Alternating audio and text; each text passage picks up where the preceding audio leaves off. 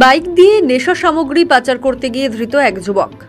মেলাঘর থানার পুলিশের হাতে আটক ওই নেশা কারবারি। ধৃত নেশা কারবারির নাম জাহাঙ্গীর হোসেন, বাড়ির সোনামুড়ার রাঙ্গামাটিয়ায়। তার কাছ থেকে 1000 ইয়াবা ট্যাবলেট, 10 গ্রাম ব্রাউন সুগার, নগদ 11,000 টাকা এবং একটি মোবাইল উদ্ধার করা হয়। সঙ্গে তার মোটরসাইকেলটিও বাজেয়াপ্ত করে পুলিশ। তার বিরুদ্ধে মেলাঘর থানার পুলিশ এনডিপিএস ধারায় মামলা নিয়েছেন। বেশ কিছুদিন ধরে তাকে খোঁজ চালাচ্ছিল মেলাঘর থানার পুলিশ। অবশেষে আটক করা হলো তাকে।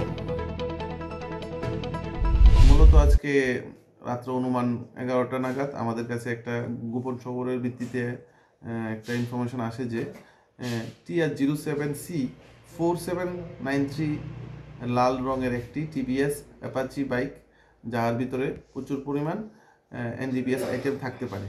তো অ্যাকর্ডিংলি আমরা থানার সামনে একটি এমবুশ পাতি। স্যার, বাইকটা কোন জায়গা থেকে আইতে হয়েছিল? ওই বাইকটি সোনামুড়া থেকে আসছিল, আমাদের কাছে ইনফরমেশন ছিল। আচ্ছা। ওই মোতাবেক আমরা থানার সামনে নাকাতে আমরা এমবুশ পাতি এবং ওই ব্যক্তিকে আমরা ডিটেন করতে পারি। বাইক চালককে আমরা ডিটেন করার পর ওর থেকে জানতে পারি ওর নাম জাহাঙ্গীর হোসেন, বাড়ি রাঙ্গামাটিয়া, আন্ডার সোনামুড়া পিএস। তো অ্যাকর্ডিংলি আমরা আগে থেকেই ডিসিএম স্যারকে আমরা আগে থেকেই মেসেজ করে দিয়েছিলাম। তো অ্যাকর্ডিংলি ডিসিএম স্যার উপস্থিত ছিলেন। ডিসিএম স্যারের সামনে এবং আরেকজন গভর্নমেন্ট উইটনেসের সামনে আমরা ওই বাইকটি এবং তাকে তল্লাশি করে সর্বমোট 1000 ইয়াবা ট্যাবলেট এবং 10 গ্রাম ব্রাউন সুগার আর কিছু ক্যাশ টাকা প্রায় 11,000 টাকা এবং একটি মোবাইল তার কাছ থেকে উদ্ধার করি, যার বাজারগত মূল্য হবে 2 লক্ষ টাকা। এরপর আমরা অল অপারেশন প্রসেস কমপ্লিট করার পর আমরা একটা এনডিপিএস মামলা গ্রহণ করি। স্যার, মানে হঠাৎ সোনামুড়া থেকে বাইক মেলাঘর দিকে আসছে।